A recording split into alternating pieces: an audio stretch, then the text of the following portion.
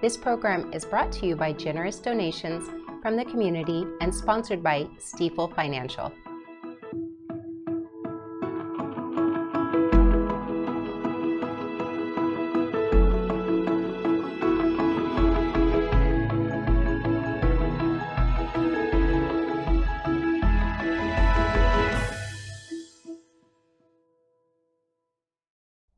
Good evening. My name is Lynn Forbes, your host for tonight's edition of Nevada County Now. Tonight we'll share a variety of tips that will help bring in the new year, from disposing of Christmas trees and old electronic gadgets to a review of new laws impacting residents in Nevada County and the entire state. We'll take a short sponsor break and be right back. Thank you to Stiefel Financial, proudly helping individuals pursue financial goals, businesses and organizations raise and protect capital, and communities offer a higher quality of life. To learn more, visit www.stiefel.com.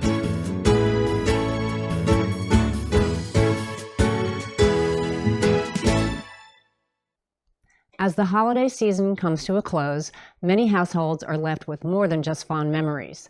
There is also the task of disposing of Christmas trees and unwanted electronics. Responsible disposal is more than a matter of convenience. It helps protect the environment, reduces fire risk, and keeps hazardous materials out of local landfills.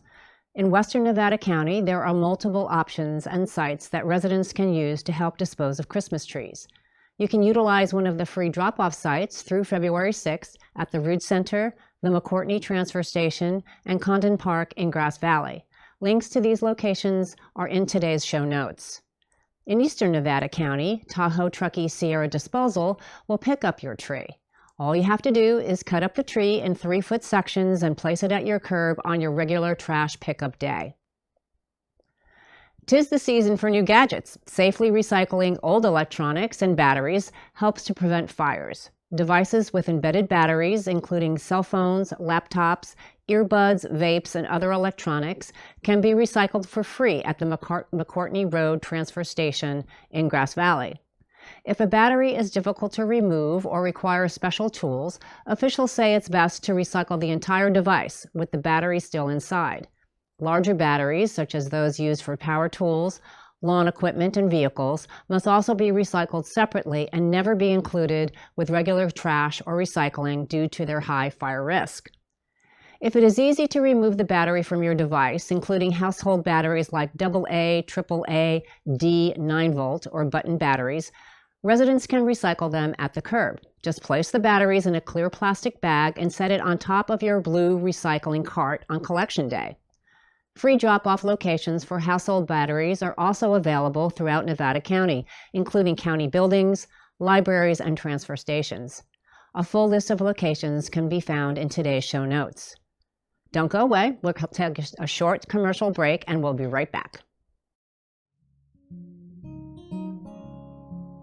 Looking for a way to connect with nature and protect the land you love?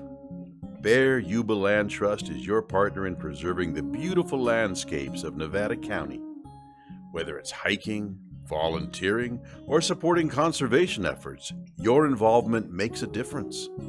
Together, they're maintaining over 26,000 acres and over 55 miles of trails of stunning wilderness safe for wildlife, for future generations, and for you. Join the Bear Yuba Land Trust today. Visit bylt.org to learn more.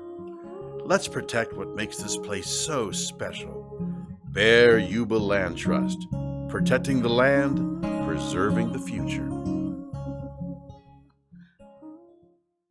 The U.S. Postal Service is changing how mail is postmarked, and it could affect time-sensitive items like ballots, tax documents, and rent payments. Under a new USPS rule, which took effect on December 24, 2025, postmarks now reflect the date mail is first processed at a regional sorting facility, not the day it's dropped in a local mailbox. That means mail dropped off locally could be postmarked days later, especially in rural areas like Nevada County. Postal officials say the change is part of USPS modernization, but it creates a processing delay that could impact legal deadlines tied to postmark dates. To ensure a same-day postmark, customers must bring mail to a post office counter and request a manual postmark, purchase postage with a postage validation imprint, or use certified or registered mail. Mail important documents at least a week before the deadline, and voters are urged to mail ballots early or use official drop boxes to avoid problems caused by delay postmarking. And also starting January 1st, a new set of California laws took effect. Among the changes are new DMV regulations, lower prescription drug costs, stronger protections for consumers and workers. Lower speed limits are now in effect in school zones, dropping from 25 to 20 miles per hour in some areas once new signs are posted. Another major change expands California's slow down and move over law. Drivers are now required to slow down and move over for any stopped vehicle displaying hazard lights, not just emergency vehicles. State officials are also cracking down on license plate violations. Any covers, frames, or devices that obscure a plate, even lightly tinted ones, could result in significant fines. New safety requirements are also now in effect for e-bikes. E-bikes must have proper rear lighting, reflectors, and certified batteries, something local law enforcement says they'll be watching for on roads and trails. Then there's AB 727, which expands crisis resources for LGBTQ students. Going forward, student ID cards for middle, high school, and college students will include the number for a 24/7 crisis hotline. This ensures state education agencies publish and maintain resources for students who face discrimination or harassment based on sexual orientation, gender identity, or expression. The phone number is 866-488-7386 or text START to 678-678. With SB 40, large state-related health insurers must now cap insulin copays at $35 for a 20-day supply, improving affordability for Californians who rely on insulin. AB 419 requires schools post information about students' rights regarding immigration enforcement in administrative offices and on school websites, helping families understand that all children have the right to a free public education. AB 628 requires landlords to provide working refrigerators in rental units, ensuring tenants have access to essential appliances.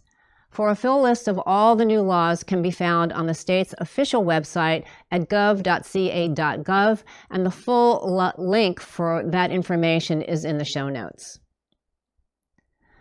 In closing, Northern California Congressman Doug LaMalfa has died at age 65.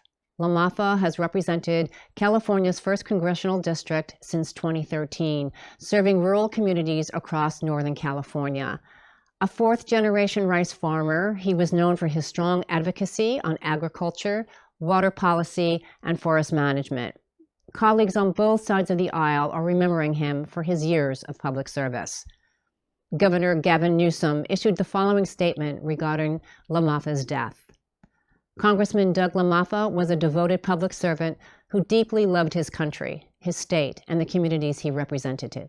While we often approached issues from a different perspective, he fought every day for the people of California with conviction and care. He will be deeply missed.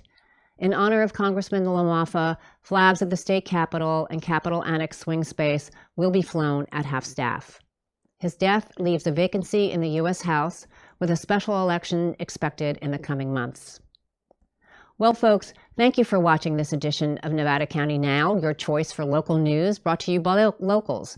Contact us at news@nevadacounty.org if you have any suggestions or would like to be involved in the show. And please help us spread the word about Nevada County Now. Until next time, have fun getting out there to explore all our community has to offer. Good night.